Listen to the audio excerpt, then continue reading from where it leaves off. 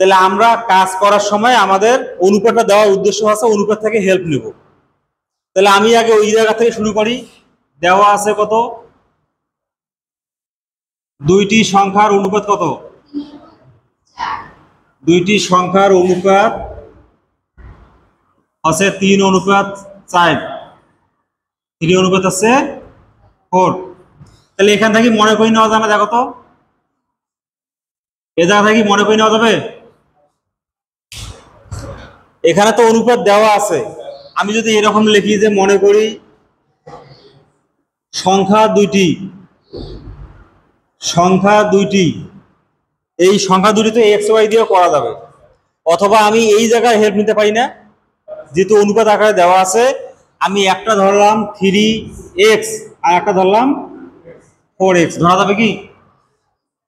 হ্যাঁ, x Y দিয়ে করলে অঙ্কটা কিন্তু বড় হবে, আর এই অনুপাতের যদি হেল্প নেই তাহলে অঙ্কটা কিন্তু ছোট হবে। তাহলে আমি মনে করলাম সংখ্যা দুইটি, একটা 3x একটা আছে 4x, ধরা যাবে তো। এখন এদের মধ্যে কি দেওয়া আছে প্রশ্নে, লসাগু দেওয়া আছে। তাহলে আগে এই দুটো লসাগু বাইর করি। তাহলে লিখবো অতএব সংখ্যা দুইটির লসাগু,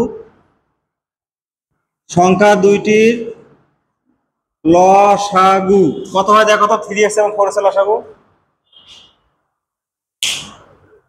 3x এবং 4x এদের লসাগু কত হয়?